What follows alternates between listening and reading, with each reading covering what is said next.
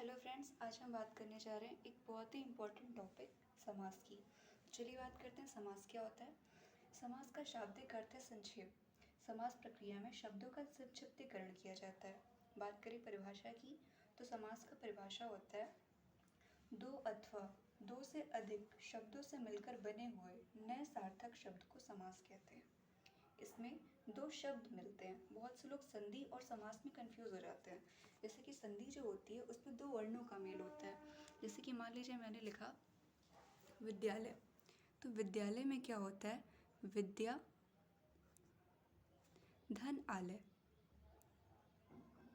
यहाँ पे विद्या का और ये दोनों मिलकर के आ होता है।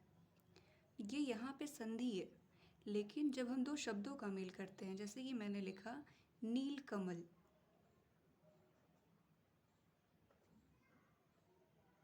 यहाँ पे दो शब्द मिल रहे हैं। नील अलग शब्द है, कमल अलग शब्द है। ये दोनों मिलके एक नए शब्द नील कमल का निर्माण कर रहे हैं। तो ये जो नील कमल है हमारा, ये हमारा समास है। तो कभी भी हमें समास और संधि में कंफ्यूज नहीं होना है। नेक्स्ट बात करते हैं इसके भाग की। तो इसके दो भाग होते हैं, समस्त पद और सामसिक पद। समस्त पद यानी जो हमारा पूरा वर्ड है, जैसे कि यहाँ मैंने नील कमल लिखा तो ये हमारा समस्त पद है। नेक्स्ट बात करते हैं समास विग्रह की। तो सभी पदों को अलग किए जाने की प्रक्रिया समास विग्रह कहलाती है।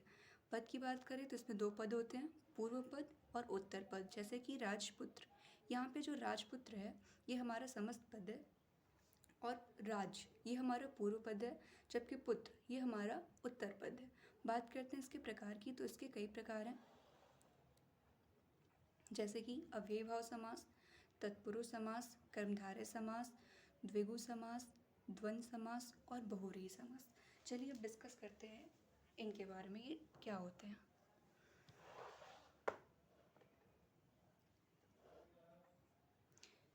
सबसे पहले बात करते हैं अव्ययीभाव समास की। तो जिस समास का पहला पद यानी पूर्व पद अव्यय तथा प्रधान हो उसे अव्ययीभाव समास कहते हैं। अव्यय वो वर्ड होते हैं जो कभी भी चेंज नहीं होता, या जिनका लिंग और वचन के साथ उनका चेंज नहीं होता है, वो बदलते नहीं है। जैसे कि प्रति, आ, यथा, अनु, भर, ये सारे क्या होते हैं, अव्यय होते हैं। तो इसको बेसिकली हम ऐसे समझ सकते हैं कि इसका प्रथम पद जो होता है वो अव्यय होता है। नेक्स्ट बात करते हैं तत्पुरुष समास की। तत्पुरुष समास क्या होता है, जिस समास में बाद का पद अथवा उत्तर पद प्रधान होता है तथा दोनों पदों के बीच कारक चिन्ह का लोप होता है, उसे तत्पुरुष समास कहते हैं। जैसे कि राजकुमार यानी राजा का कुमार, धर्म का ग्रंथ यानी धर्म ग्रंथ, रचना को करने वाला यानी रचनाकार। तत्पुरुष समास के भी कई भेद होते हैं, जैसे कि कर्म तत्पुरुष, करण तत्पुरुष, संप्रदान तत्पुरुष, अपदान तत्पुरुष, संबंध तत्पुरुष, अधिकरण तत्पुरुष। तो इसको हम ऐसा समझ सकते हैं कि कारक के जितने भेद होते हैं, द्वितीय, तृतीय, चतुर्थी, पंचमी, ये सारे हमारे तत्पुरुष समास में आ जाते हैं। नेक्स्ट बात करते हैं द्विगु समास की। द्विगु समास एक ऐसा समास है जो संख्यावाचक होता है।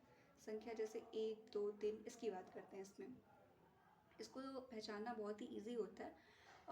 इसको हम ऐसा पहचान सकते हैं कि जिस समस्त पद का पूर्व पद संख्यावाचक विशेषण हो वह द्विगु समास कहलाता है। जैसे सप्त सिंधु यानी 7 सिंधुओं का समूह, तो ये हमारा द्विगु समास हो जाएगा। नेक्स्ट बात करते हैं बहुव्रीहि समास की।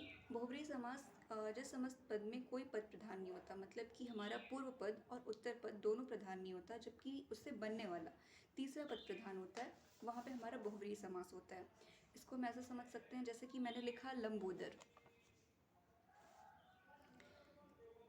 लंबोदर, यहाँ पे लंब और उदर यानी ये लंबा और उदर। लंबा है उदर जिसका, यानी गणेश। यहाँ पे लंबा की भी अलग मीनिंग है और उदर यानी पेट, इसकी भी अलग मीनिंग है। लेकिन इससे बनने वाला जो तीसरा शब्द है यानी लंबोदर, ये हमारा समस्त पद है, तो यहाँ पे हमारा बहुव्रीहि समास हो जाएगा। नेक्स्ट बात करते हैं द्वंद्व समास की। द्वंद्व समास एक ऐसा समास होता है जिसमें प्रथम पद और उत्तर पद दोनों प्रधान होते हैं, और इसमें और, अथवा, या, इन सब का लोप होता है, या कह सकते हैं कि इनके बीच में ये छिपा होता है। जैसे कि नदी नाले, इसको पहचानने का एक और तरीका है कि जैसे कि मैंने लिखा नदी नाले, तो तो यहाँ पे बीच में हाइफन होता है। तो इस तरह भी हम इसको समझ सकते हैं कि द्वंद्व समास एक ऐसा समास होता है जिसमें कि बीच में हाइफन होता है, या और, या, एवं, इन सब का लोप होता है। इसके कुछ एग्जाम्पल्स हम समझ सकते हैं, जैसे कि सुख दुख, तो इसका हो जाएगा सुख और दुख। राजा प्रजा, राजा और प्रजा, तो ये सारे हमारे द्वंद्व समास के एग्जाम्पल हो गए। नेक्स्ट बात करते हैं कर्मधारय समास। ये एक बहुत ही इंपॉर्टेंट समास है और इसको पहचानने में हम कभी कभी कंफ्यूज हो जाते हैं, इसको तत्पुरुष समास समझ लेते हैं। इसको पहचानने का एक सबसे अच्छा तरीका ये है कि इसमें जो प्रथम पद और द्वितीय पद में जो संबंध होता है वो विशेषण और विशेष्य का होता है। बात करते हैं विशेषण क्या होता है, तो विशेषण होता है जो हमारा कि कोई भी वस्तु कैसी है वो हमें बताए। कोई वस्तु नीली है, काली है, कैसी है, तो किसी भी नाउन या प्रोनाउन की या संज्ञा या सर्वनाम की जो विशेषता बताता है वो हमारा विशेषण होता है। और मेनली हमारा कर्मधारय समास में भी विशेषण और विशेष्य का संबंध होता है। जैसे कि मैंने एक वर्ड लिखा नीलकमल, तो नीलकमल, कमल कैसा है, नीला है, तो नीला जो हो जाएगा ये हमारा विशेषण हो जाएगा, और कमल जो हमारा हो जाएगा ये हमारा विशेष्य हो जाएगा। कहने का तात्पर्य ये है कि जिस वर्ड से हम विशेषता बताते हैं वो विशेषण, और जिसकी विशेषता बताते हैं वो विशेष्य हो जाएगा। तो कर्मधारय समास में भी हमारा यही होता है, यहाँ पे विशेषण और विशेष्य का संबंध होता है। चलिए इसके कुछ एग्जाम्पल्स देख लेते हैं जिससे कि और क्लियर हो जाए। अव्ययभाव समास, जैसे कि मैंने पहले बताया था कि इसका प्रथम पद प्रधान होता है और वो अव्यय भी होता है, जैसे प्रतिदिन, आजन, अनुरूप, प्रतिकूल। नेक्स्ट बात करते हैं तत्पुरुष की, तो गगनचुंबी अर्थात गगन को चूमने वाला। प्रयोगशाला यानी प्रयोग के लिए शाला। धनहीन यानी धन से हीन। शोकमग्न यानी शोक में जो मग्न हो। नेक्स्ट बात करते हैं कर्मधारय समास की। कर्मधारय समास वो समास होता है जिसमें विशेषण और विशेष्य का संबंध होता है, तो चरण कमल, नेक्स्ट कनकलता, चंद्रमुख, ये सारे हमारे कर्मधारय समास होंगे। नेक्स्ट बात करते हैं द्विगु की, तो द्विगु के कुछ एग्जाम्पल हैं सप्त सिंधु यानी 7 सिंधुओं का समूह, नवरात्र यानी 9 रातों का समूह, तिरंगा यानी 3 रंगों का समूह, सप्ताह यानी 7 दिनों का समूह। नेक्स्ट बात करते हैं द्वंद्व समास की, तो द्वंद्व समास के एग्जाम्पल कुछ हैं नदी, नाले, पाप, पुण्य, छल, कपट, ये सारे हमारे द्वंद्व समास के एग्जाम्पल्स हैं।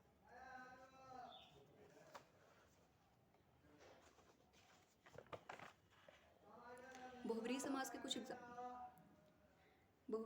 कुछ एग्जाम्पल देखते हैं, जैसे लंबोदर, लंबा है उदर जिसका, दशानन, दश है आनंद जिसके, यानी 10 इसका भी अलग मीनिंग होता है, और आनंद यानी मुख, इसका भी अलग मीनिंग होता है। लेकिन इससे जो बनने वाला तीसरा शब्द है दशानन यानी रावण, वो हमारा मेन पद हो जाएगा, तो यहाँ पे बहुब्रीहि समास है।